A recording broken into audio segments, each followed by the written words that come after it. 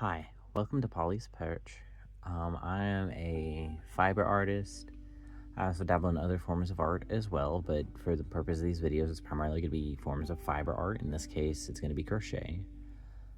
When I crochet, I don't use a pattern, so this is kind of be a video series that kind of documents that. Today we're going to be making a mallard duck out of these two colors, and as we go I'm going to kind of explain just the concepts of what I use when I'm making my crochets, how I come up with the shapes I do, and how you can kind of follow along and do it without having to worry about getting a pattern for it. Basically, it makes it where you can kind of come with your own sculptures and allow it all to be unique. And when I say sculpture, in this case, they're going to be plushies, but really you can do anything with it, whether it's from, wrapping wire with a crochet to creating, quilts with it, granny squares, you name it, that sort of thing, because a lot of crochet is really just pattern making. So anyways, let's get started. So I'm going to start from the bottom and go up. This allows me to kind of adjust the size of the pattern as I go.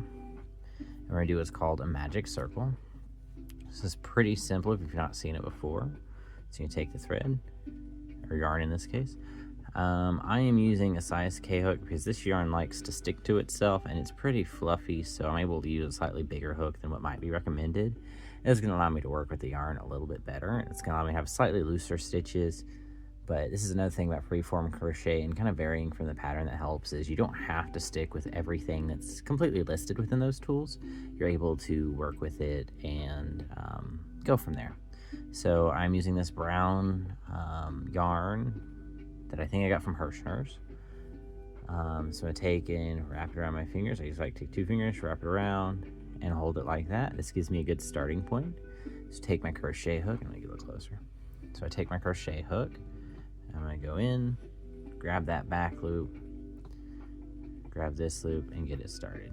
I can make another video if you like about, answering questions about the magic circle and how to really get that going. But once I got that first stitch, I just take this portion right here, and I just keep crocheting around. And then we're going to go until we get 6. 1, 2, 3, around there. 4,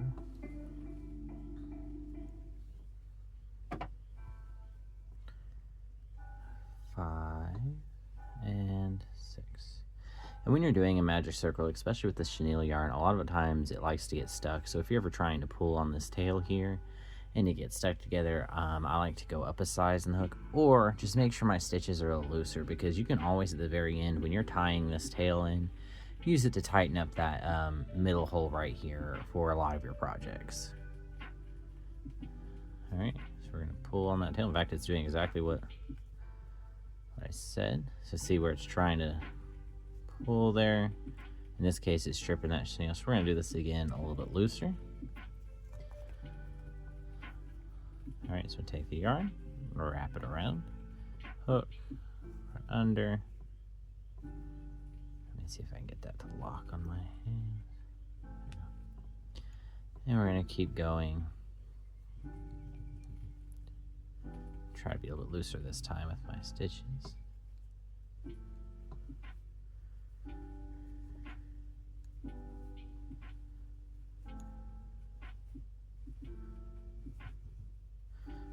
Alright, so see that's pulling up and it snapped. This is pretty common with the chenille yarn. I don't actually quite care for working with it because of that, this particular brand and style, but it produces this nice, as you can see, velvety finish. So I'm gonna go one more time. See if we can get this right.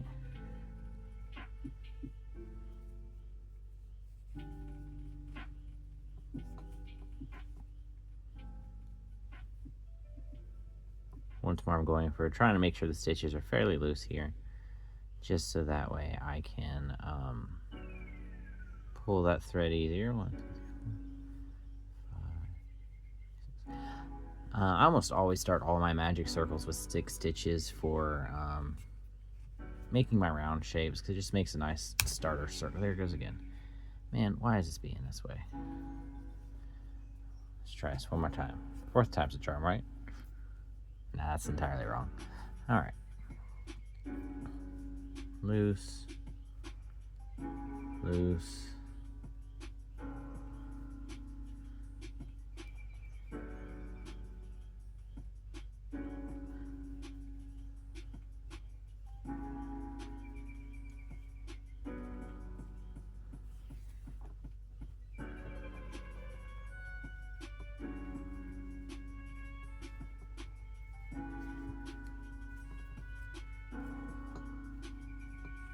Come on. There we go. Okay. So when you can finally get that pulled tight, this is what it's going to look like. You're going to have this sort of half circle. So I like to go through the last stitch, pull that tail through, and by doing that, you kind of help secure it so the magic circle doesn't come undone where you're going, and I just totally messed that up. But it's okay. So I accidentally forgot to leave that loop for me to keep crocheting in, but that's okay because it's still there, and we can just get started from here. All your yarn's already secured. So keep the magic circle from going. It just means that when you go back, you're not going to be able to frog it past this point. And for those of you who don't know what frogging is, it's just the word for when we go back and undo a piece. All right, so we'll start here. We're gonna chain one. Let me back up. Getting ahead of myself. So we're gonna take and just put our crochet hook through here, pull a loop through, and voila, we're back where we started. So we're gonna chain one, and then we're gonna go into our first stitch, do just one single stitch, do that one more time.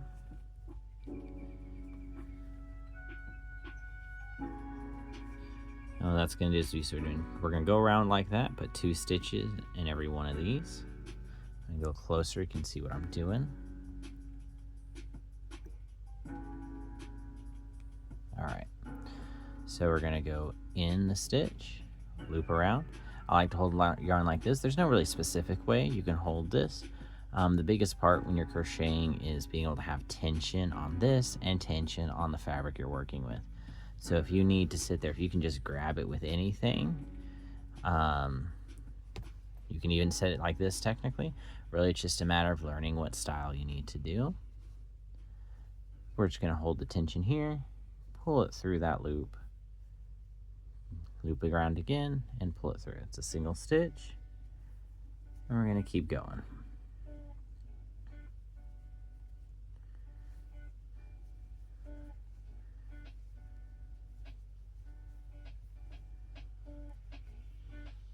You're just going to do this until you get back around.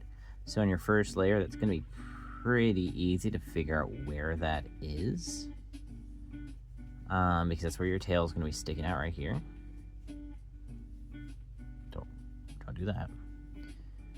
So you're going to pull this through. All right. So tail's right here, so we're right back to the beginning again. You see this gap right here. We're going to grab this, pull straight through. So now we got a rounded circle. We're going to go back around one more time, double stitching in all the holes. It's going to give us a nice flat disc to work with. And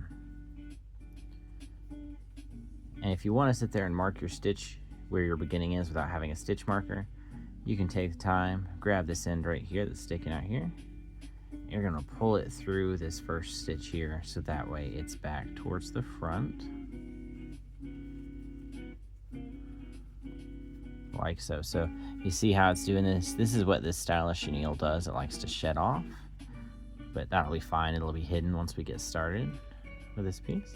So we're going to go all the way back around again. So we're going to go 1, 2, 1, 2, 2.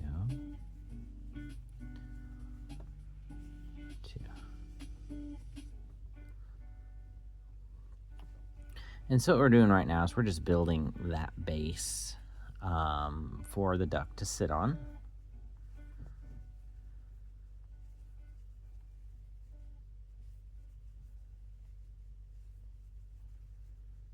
Just gonna keep going.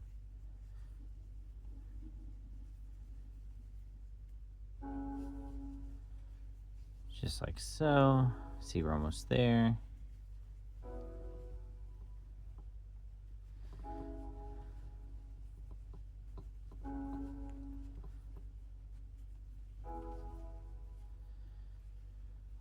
so we're right back to where we started.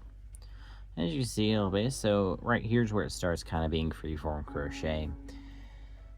So what I'm doing right now, and just about any project I'm working on, you can use any kind of yarn you want, and by kind of having more of an idea of how the structure is made, you're able to make this base as big, as small, the figure as big, as small as you want, without having to sit there and worry about a pattern size and count. So say I was using a regular acrylic yarn like this right here. It's a lot thinner. Stitches are going to be a lot smaller. To do this with a pattern, you would need to sit there and multiply the stitches so you can get the same size object but with a thinner yarn. In this case, you kind of just work with the feel, look at the size as you go, and having a full understanding of how the structures are made makes it a lot easier to figure out how to make different freeform objects. So I think this is a pretty decent size, considering it just fits the palm of my hand. And so we're gonna go from there. Actually, hold on.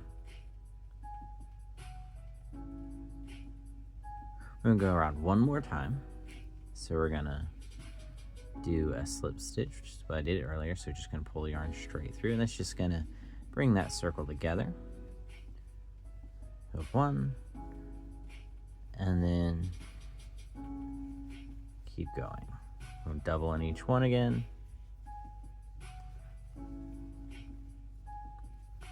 Now, I sometimes forget, but when you do that chain one, it leaves this little raise here, so that way whenever you're doing it, you can kind of see where you started. It's very useful to do it that way, but it's not necessary. Another thing I like about the freeform crochet is being able to make mistakes like that and not worry about messing up entire patterns, because you can visually see where you need to go. It doesn't necessarily mean less frogging, it just means you have the ability to adapt to mistakes you made, especially if it's a mistake you might have made 100 stitches ago and not realize you did. It's a much more forgiving when it comes down to it. All right, so about halfway through.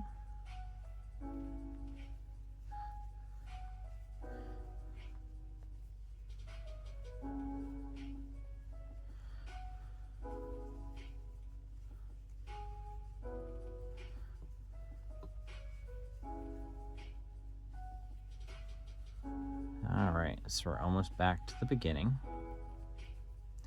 I think we're a little bit more happy with the size of this. So we're going to pull that yarn through. Alright, so we're going to make sure the tail ends up on the inside. It doesn't really matter where it goes at this point. If it gets stuck hanging out to where it's on this side, we can always feed it back in or reverse where we're going with it. So, at this point, we're going to chain one, and we're just going to go in the outer stitch right here. So see this full stitch right here? We're just going to go right here in the outer stitch. And we're not going to double. We're just going to do one single stitch all the way around in that outer stitch. What that's going to do is give us a nice edge, so that way as it starts to stand, as it starts to stand, it gives it a little bit more of a base. It's very useful when you're making legs, or anything that might have a little bit more of a sharper finish. I also use crocheting within the edge to do things like make the snouts on dragons or horse faces. It allows you to basically make angles within the crochet piece that are a little bit sharper than if you were just trying to make it by adding stitches. Alright, so we can go all the way around with that.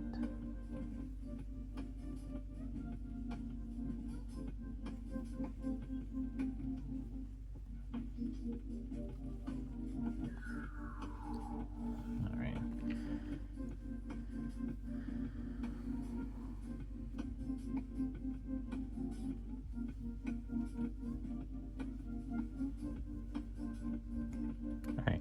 So a good thing about the stitching an edge like that is you can kind of feel it. It's harder to see.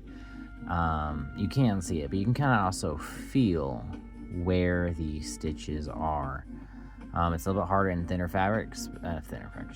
yarns, but it is easier to see in those yarns as well compared to the chenille. The chenille is very forgiving in terms of making mistakes, but you can also flip your thing out and you can kind of see that edge a little bit better right here.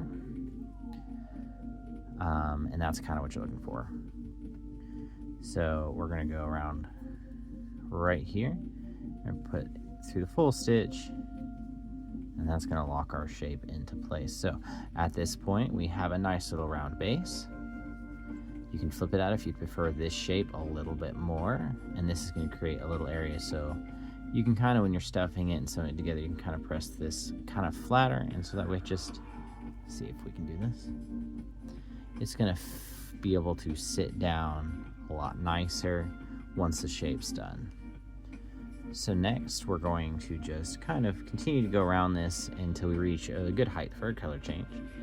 Once more, this is all kind of up to you in this sort of fashion. I like to make my birds a little bit more pill shaped and a little less squashed looking.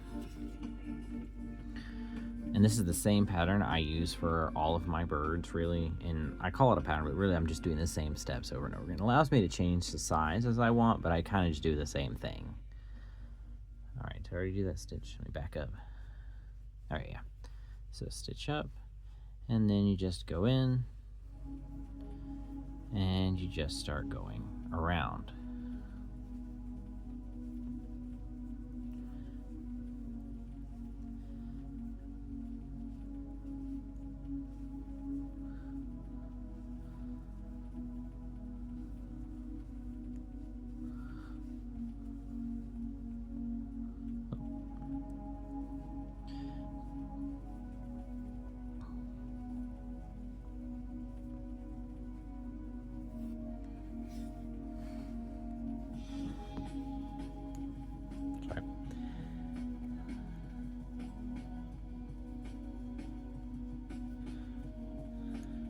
So this portion is where I really like the way freeform crochet is a little bit more forgiving when you're not following that pattern.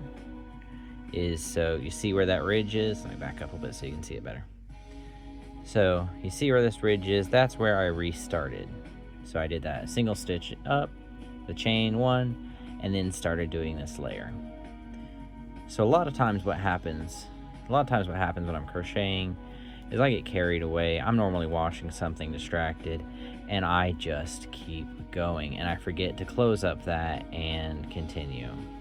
So what this means, and what that effectively can do for your stitches, is by skipping a stitch like that, or not by skipping, by continuing on, all it's going to do is you're just going to slowly come outwards with that.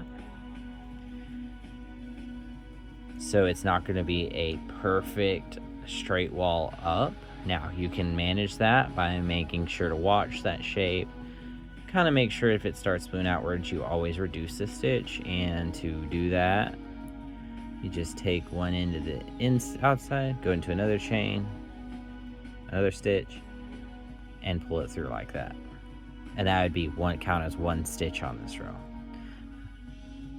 We're not going to do that quite yet, though. We're just going to kind of let him come together and see where we're at.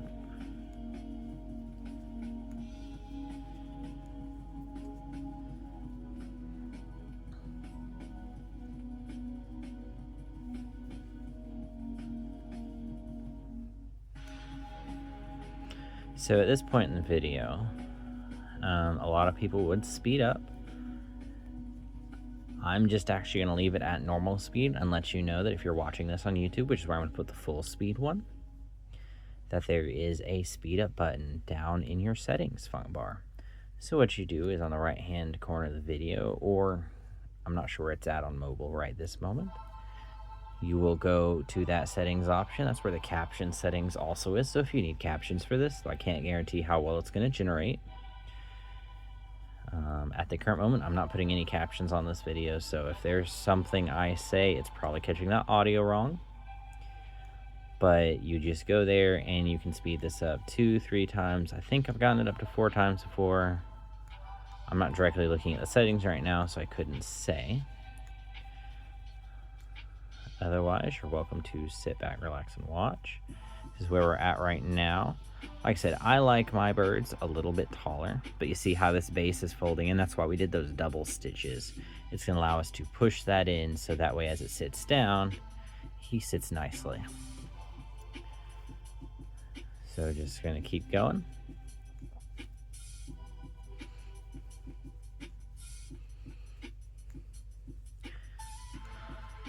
So this isn't quite my first time doing any sort of video, but it is my first time really voicing over. I will say I'm not really a fan of editing my own videos because of that. I'm not really down to hear my voice, but we're giving this a shot. So if you do choose to watch it this far and you haven't sped up, I wouldn't mind a little comment about how I'm doing, any tips you'd like to give, or if there's something you'd like to change. I am able to change the timbre of my voice, tone, what have you. I can make it sound a little bit more peppy or a little bit slower if you'd like. I have quite a big vocal range. I just want to make sure it's pleasant for everyone watching to watch and kind of get a vibe for what people want to hear as I'm explaining these tutorials. I'm also open to answer any questions you have about the crochet, or if there's any suggestions you'd like to see me make. I do a lot of customs,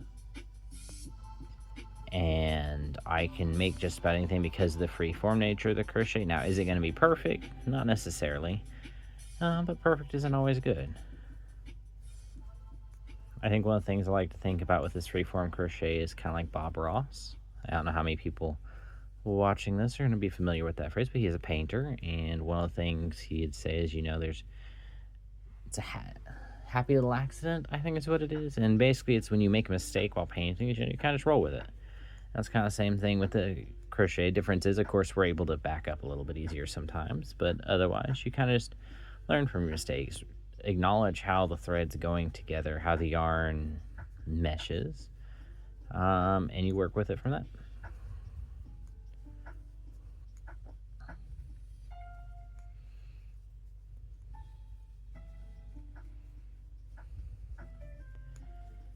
All right.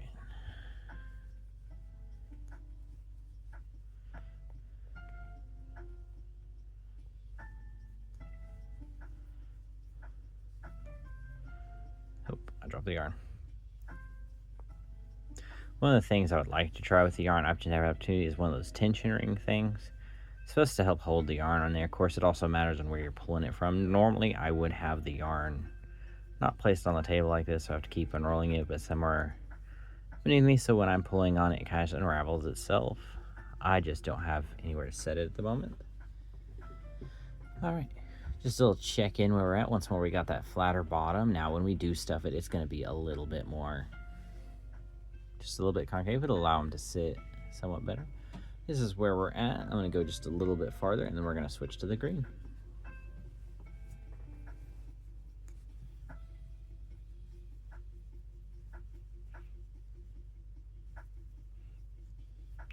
So fun fact, I do work on some other crafts, and one of the things I cannot do is, well, I'm going to take that back.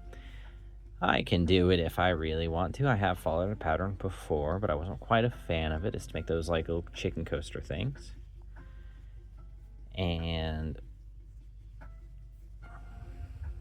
what it is I choose not to follow because I simply cannot focus very well on the patterns. Same thing with sheet music is I've just never really taken the time to learn how to read sheet music properly. But I did learn how to sight read, which has been helpful. All right. Shaping up a little bit better. Let's keep going just a little bit more. That's a lot of things about like any sort of free form or sculpture in general is you kind of just want to keep just checking where you're at, get a feel for what you're going for, and it allows you to really personalize the shapes and where you're going.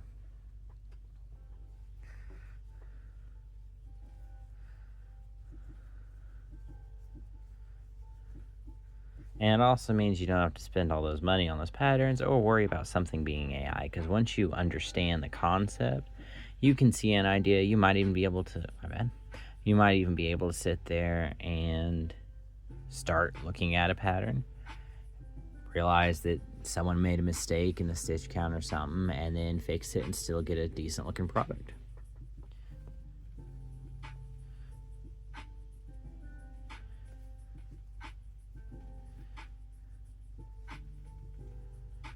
Alrighty, so we're gonna go ahead and go to that color change.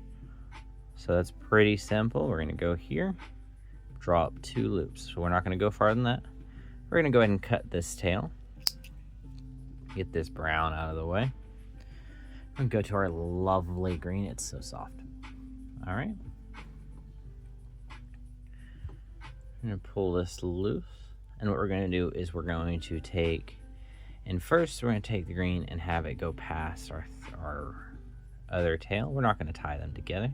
You can if you want to. I just don't like dealing with the knots most of the time. All right, did that wrong. All right, you're gonna hold the green, keep it held with, right now I'm holding it with both hands just to keep it out of the way. Pulling that through, and we're gonna do our first single stitch with it. Well, I'm sorry.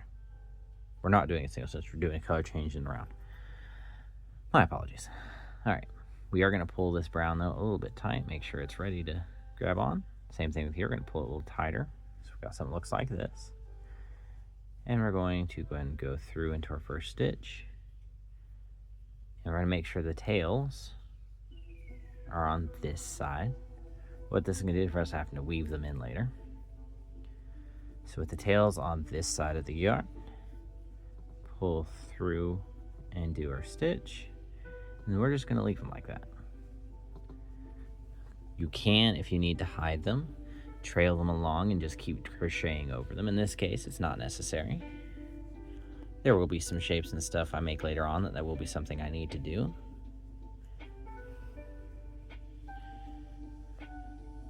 Oh, I need to remember the cameras. I'm gonna go all the way around.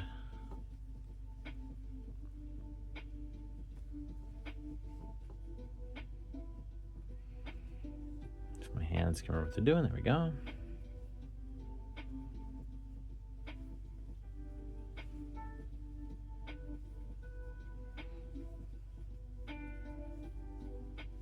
Now, at this point, we're going to join the colorway. So we're going to take, we have one more stitch right here, put it through, do that, and we're going to do a slip stitch through here, just so that way it looks a little bit cleaner. Now, say you're looking at it right here, and you weren't sure whether or not that was tall enough, whether that was enough space for you, or whether it was too much before you switch the color. You do not have to immediately cut these tails. You can just try to keep them out of your way until you get a chance to see, okay, does that look right? That way you can frog and go back.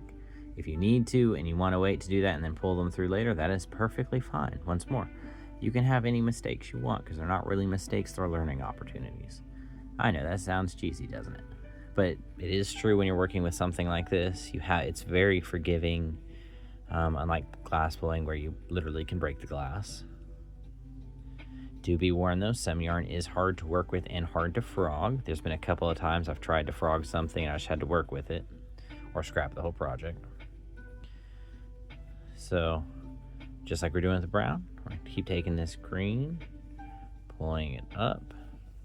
Now, some issues I have had while working with this sort of shape and structures going around like this is it'll either get smaller because I've accidentally missed a stitch, or it'll get bigger because I've either added too many stitches in one spot, or just like I said, over time it kind of blooms outwards. You just kind of keep an eye on it and manage it where you can. If it feels like it's getting too small too quickly, which oftentimes I run into that issue when I'm working with a lot smaller pieces, just add some or frog and go back to where the width was where you wanted it and start over.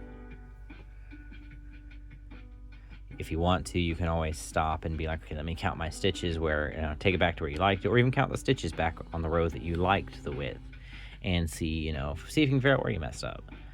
Add stitches where you need to, or just leave it how it is.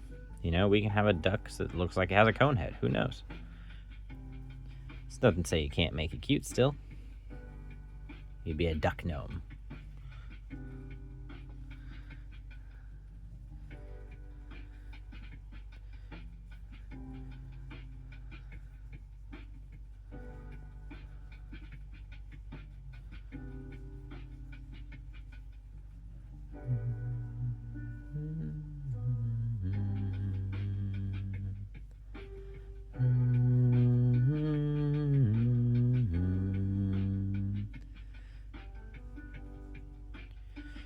So I will say one thing about this project is we're gonna have to put the details on, or at least the eyes on, in a second video. Because I have just get back from an event and I lost my needle felting needles. So I have to wait to get some more in before I can show you how to do that step, but we're gonna get him finished up, get him stuffed, go ahead and get some wings and a beak on him.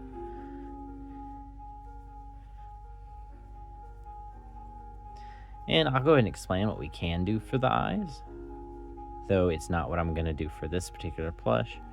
But we'll go ahead and go over some of those steps, what you can do to finish it up, because not everyone has needle felting tools or is able to use needle felt, because the needles can be quite sharp. And sometimes when you're practicing, you want to go a little simple.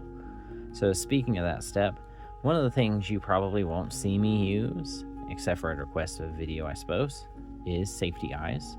I do have some lying around here somewhere if absolutely necessary, but I stopped using them with crochet because crochet stitches, they're not very stiff. So like, we can take this thing, squeeze it, see how it's stretched a little bit? What that means is when you put the safety eyes in the back of the crochet piece, which is what we'd probably do here in a minute right before we finish them up if we were using safety eyes. The problem with that is those backs can slip through. So you either have to get really big eyes, which doesn't work for every project, or glue them in somehow, which once more doesn't work for every project and sometimes can be messy. Or you learn how to make the eyes in different ways. So there are a couple options. I've seen some pre-made felt eyes. I've never used them myself. I prefer to make them with each sculpture, so that way they can be, unique to the thing, but also fit any quirks that might happen with it. All right.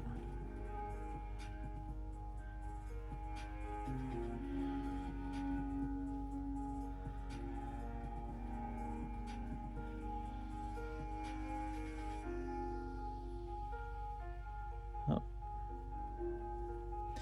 So here's where you start looking at them again and you start thinking, okay, so say this guy's stuffed, where am I gonna stop? And one of the things you can see what's happening right here is where I was talking about slowly going inward. So that means I must have missed some stitches here somewhere, specifically on this green yarn, because for some reason these are very similar types of yarn, but this green is a lot softer and a little bit thinner. In fact, they're the same brand and type and everything, but the green is just a little bit thinner. So when I'm doing this, I'm accidentally missing a stitch here or there.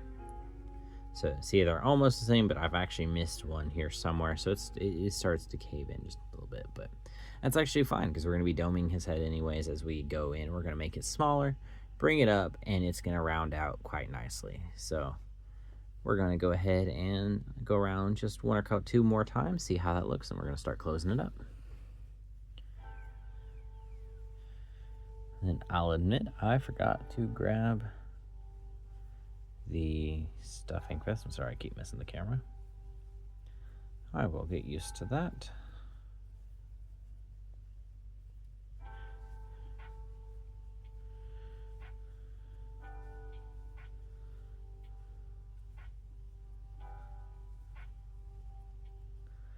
So the trick I talked about earlier, being able to speed up the camera, you can also slow it down the same way on YouTube.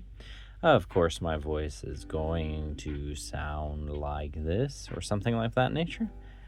But if you want to sit there and recap, just see how I'm doing the stitches, see how I'm making any changes, you'll go to that settings button and it'll slow it down like this, because I absolutely cannot stand crocheting at that speed. But I'll slow it down where I need to, but just in case you're sitting there wanting to really see what I'm doing in each loop and how this is all coming together, you can watch it at half speed if you'd like. All right, so I'm looking at it. I'm pretty content with this shape and size. I like how much green's up here, how much brown's down there. So we're gonna go ahead and start closing them off. So before you add any stuffing, we're gonna go ahead and take and put one in this back of this stitch, front of this stitch, pull it together. Now, we're not going to do that all around because we don't want his head to be flat. So we're going to do a regular stitch and then close this, reduce the stitch here. Do a regular stitch,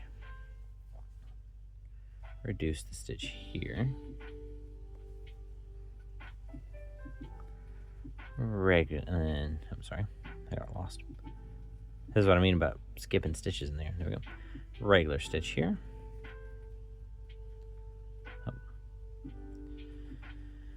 If I cannot drop the yarn, that'd be great. There we go, regular stitch there.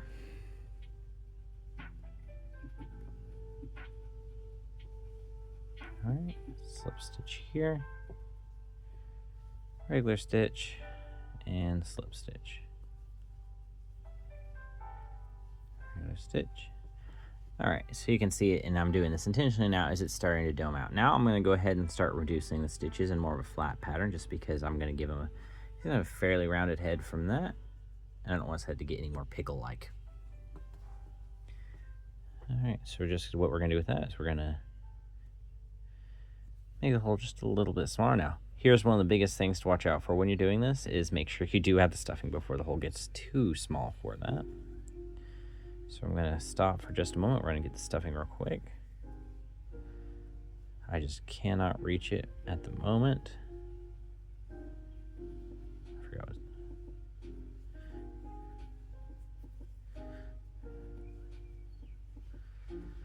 And give it one last check before you add the stuffing in there. And you can even check as you're stuffing if you like it.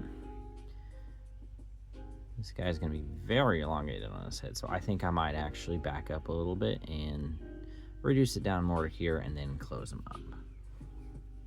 That's what I get for talking, eh? So this is the frogging part. See, it's just coming apart. So instead, we're going to start right here doing that, reducing, turning it into more of a dome section.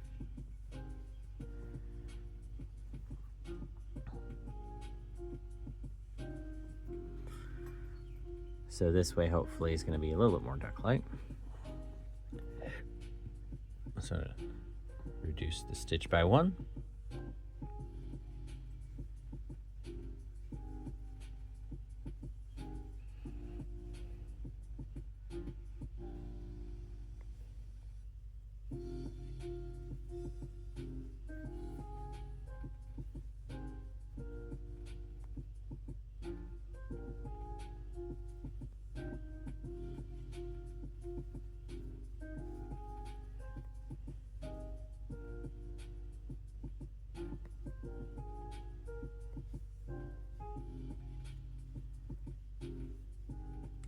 All right, it's a little bit better, and now we're going to go ahead and close that in.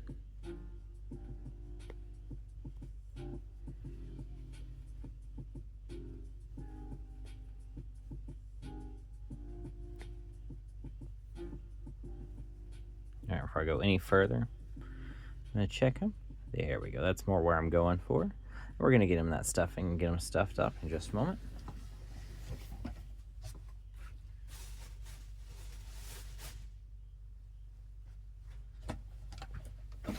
All right, so as far as stuffing goes, you can put as much or as little stuffing in here as you want. Another thing about being able to freeform the pattern is you kind of can control some things like that. You don't have to put a certain amount of stuffing in here, and you can kind of use that to your advantage with this.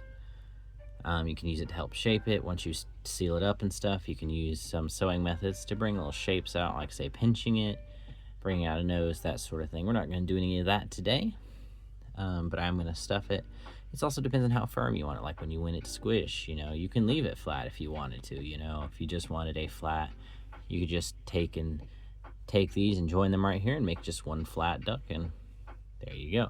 Be great for probably something like a loofah or a scrappy. So we're going to take, I like to leave the crochet hook in there, just holds that yarn back out of the way so I don't accidentally stuff my end in there. Stuff them up. Oh, drop the crochet hook out.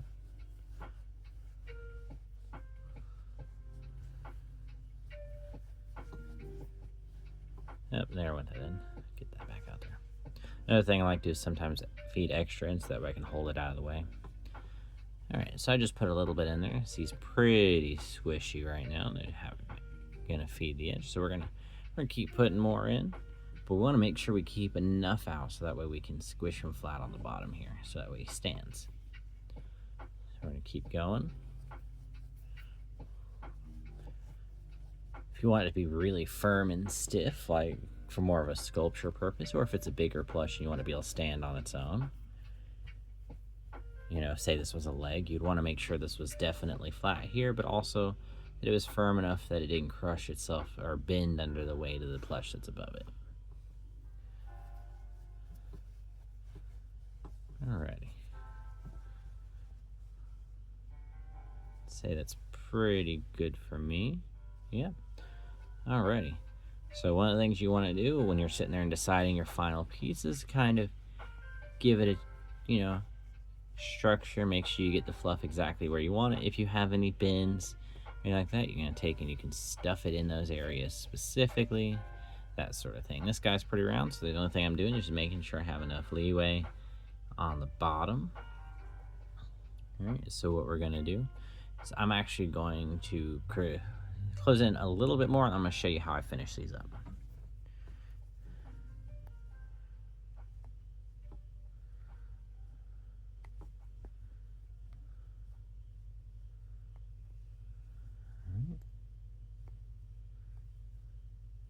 So one thing you notice is there's not actually a lot of stuffing up here at top.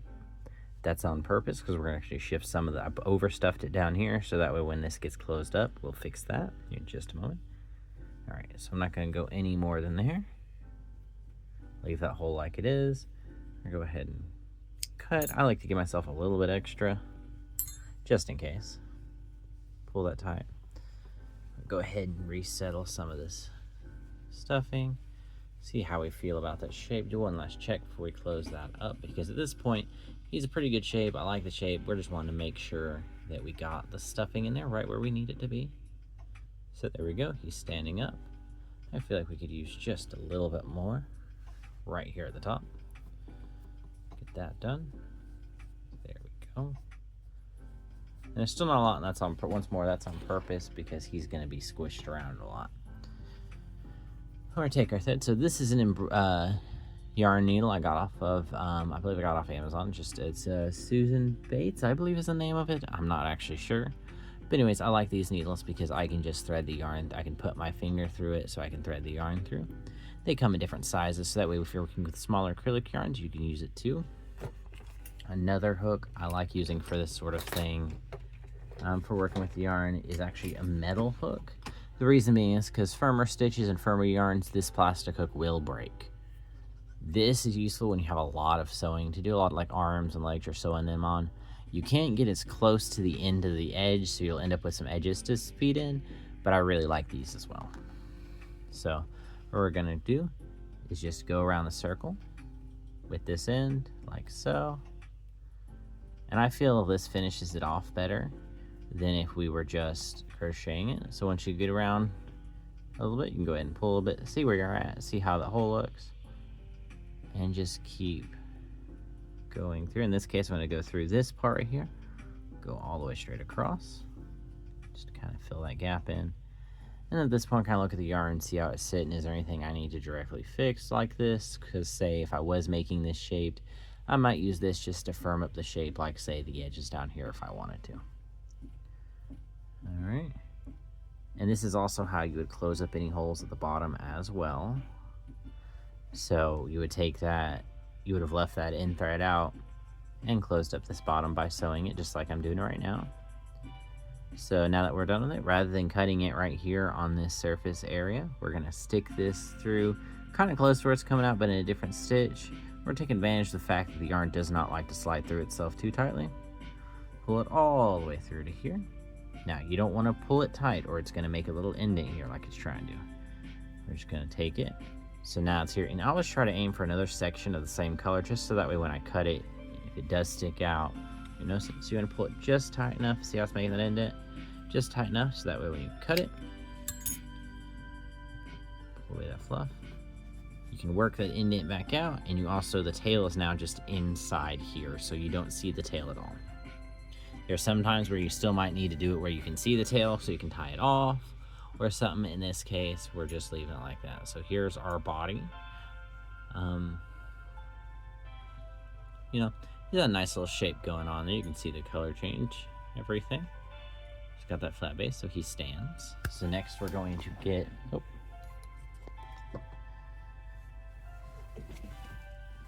so we're gonna do 2 more things to him. And that is, first, we're gonna do the wings. I can stop hitting the camera. So when I do wings, it's pretty simple. I'm gonna set him back here. Pretty simple for these little guys because of their size and shape. I don't really do anything fancy. I'm gonna go back to that magic circle. Once more, we're doing 6.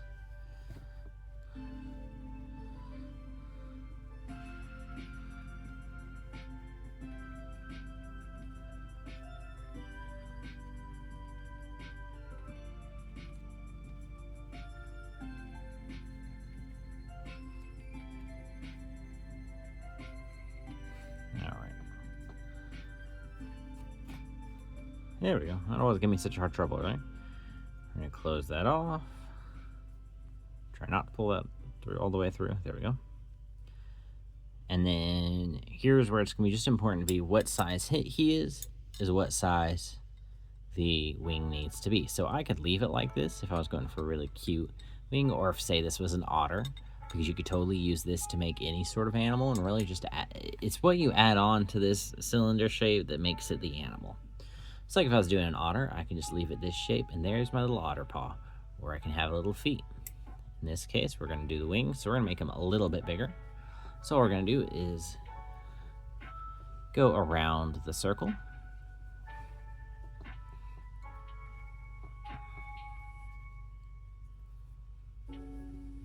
Like so.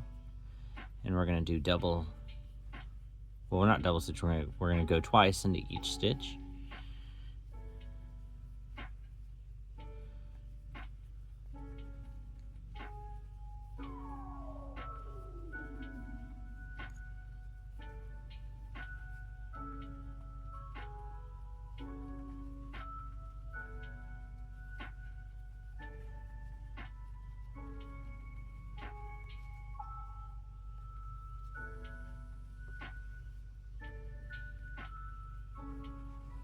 All right, so we're gonna check it again. Does this look like a good size? I'd say it's a pretty good size. Once more, we're not going for a full-on wing, we're just going for the idea of a wing here. And I like it to where it looks like we can get this guy, flap it out, you know. Does it look like something he could flap about? Is it really, you know, when you hold it, would it be cute? So since we just stopped in the middle of the circle, you see how it's kind of doing a more teardrop shape with this stitch here. We're going to take that to our advantage. So we're going to go 1 more stitch in, and then flip it, and we're going to go 1 more stitch back, and that's our wing right there. So we're going to go ahead and take a little bit of this yarn, cut it. And one of the things about making any sort of limbs or sew-on pieces is you want to make sure you have enough yarn to sew with. It's almost better to have extra because you can cut it versus having too little and having to add more yarn. The more yarn you use, as far as like loose pieces, so say I didn't have enough and I had to take another piece of yarn to attach it, the more pieces you have that can break and mess up, because if that thread isn't secure enough, it'll come loose from this piece and do it. But because it's part of this piece, this isn't going to come loose. All right. So we're going to take this thread right here. Another thing when I'm doing these sewn on pieces is I like to take the starter thread, if I haven't weaved it in to begin with, and go ahead and bring it to where I would attach it, just in case I don't have enough of the other yarn, because it can happen sometimes. Or in the case of this yarn, you know it could get caught and break, and we have no choice but to use more yarn. It just gives a little bit more of a connecting piece. So we're going to set this down. We're going to do the same thing again. So here's one of the parts where freeform crochet has some issues, is being able to replicate what you just did. So we're going to do 6 stitches again.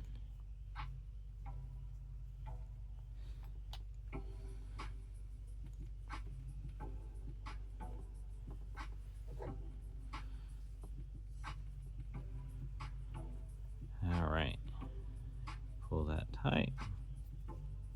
There we go.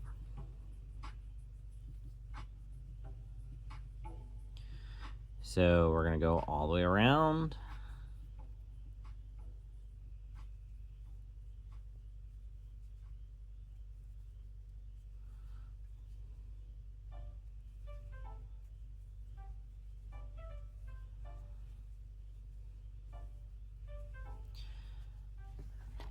So obviously an easy answer for this would be just write down what you're doing as you're doing it. I understand it can be similar to creating a pattern, but it just helps if you're trying to figure out, you know, how many times did I go around this? How many times did I, you know, how much did I expand this? How much did I expand this wing before I made it? A great way to avoid having to do too much of that is, of course, if you're doing, like I said, this, don't attach it to the bird yet. Sit it down and work this next piece first. Even if this piece needs to be modified still before it goes on here, say like I'm making a beak and I need to bend it, even don't attach any of this yet until you get the other flat piece. It's kind of like doing sewing where you cut a pattern piece out. You want to make sure your pattern piece is all done first before you start actually putting it together.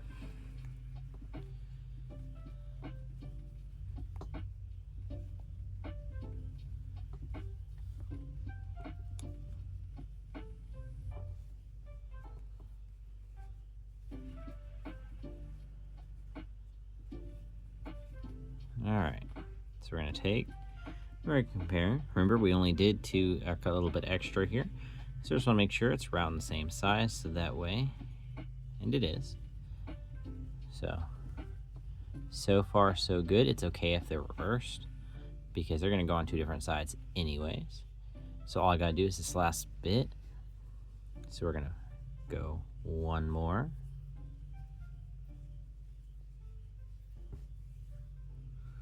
And we're going to turn it and do one more stitch there. And we should have two fairly identical wings. We're going to cut it. Now, if you ever in a situation you don't have something to sew this together like a needle, you can use the crochet hook. It's just a little bit more time consuming. So what you would do is, so first thing you want to do is, of course, look at your sculpture. Where do you want to put the wings, the beak, the eyes? And that's kind of like anything. You just want to kind of figure out where you're doing, because obviously if you put one wing here, you're going to want the other wing to go somewhere over here where it's a little bit closer, it's a little bit farther back. You want to make sure that it looks like you're not going to put the wing up here. I mean, you could. He could have like a little goatee thing going on. Not goatee, toupee. He could have a toupee thing going on.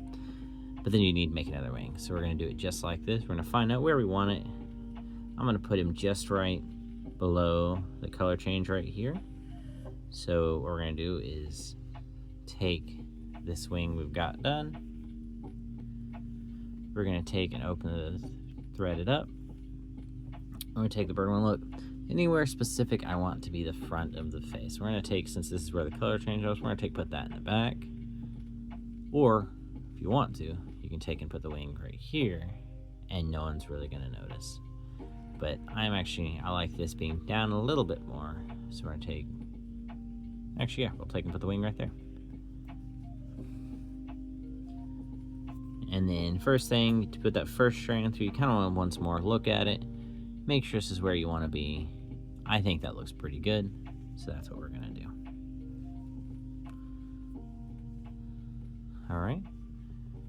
So I'm going to try my best to show you how I sew these on.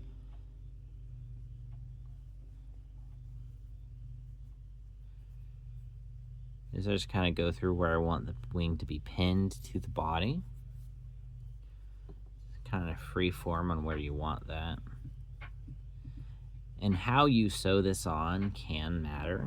I'm going to do another video touching on that with a little bit more of a complicated plushie. But how you sew it on can matter to how it sits on the body. In this case, we just wanted to sit flat right here like the hinge. So that way the wing flaps up and down, but doesn't pull off. And if you feel like it's not secure enough, you can go to the underside here of the wing and take a couple threads, pull them up, Take the underside of the wing and do that. And that's just going to help secure it a little bit more to the bird, just for any purposes. Do the same thing like we did for the head. Take this tail end. We're going to do this a couple times though with this, just to make sure it stays secure. We're going to weave it like this, pull it through, and then snip. So if you plan on doing a lot of these, by the way, I always suggest saving these. Don't throw them away. Put them like in a little bin, basket, even if you have a little baggie. These make great stuffing. And it's better recycling than trying to just throw them in the trash. Especially if you're working with wool yarns or anything like that. It's a great way to recycle your yarn for stuffing or felt. That way you can turn around and save a little money on that sort of concept.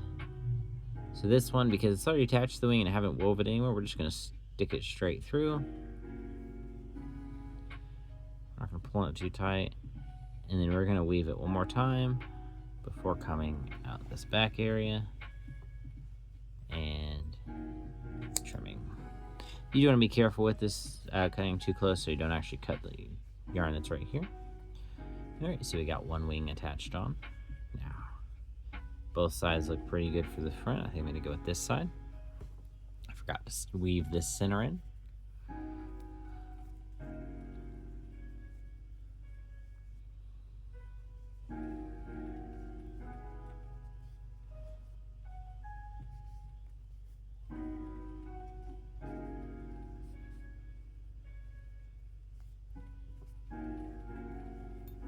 It's very important you weave your ends in, especially when it's something attached to another part of it and not just a loose thread, because it can cause it to come loose when it's being played with. And there's nothing worse than being at a market and having, you know, a kid buy something from your stall only for it to fall apart 5 minutes later. So we're just doing the same thing here. I picked a spot so these wings will be a little bit closer than they are on the back. And we're just going to sew it on.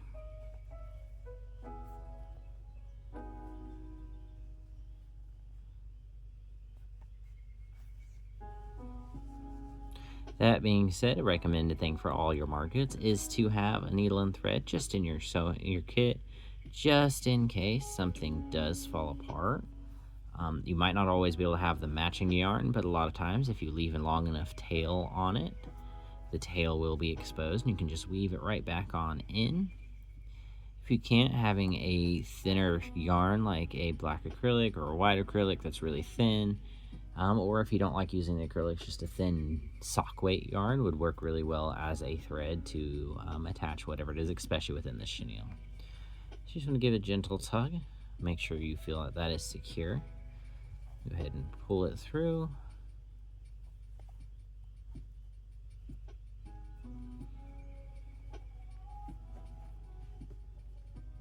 My apologies, I went ahead and got all those threads put in. I'm trying to keep this video just a bit under an hour. So I have this yellow yarn here. We're going to add the beak real quick. Now this is where these needles come in really important here. We're going to take and thread this piece on. Pick where we want our beak. I'm going to go right about here.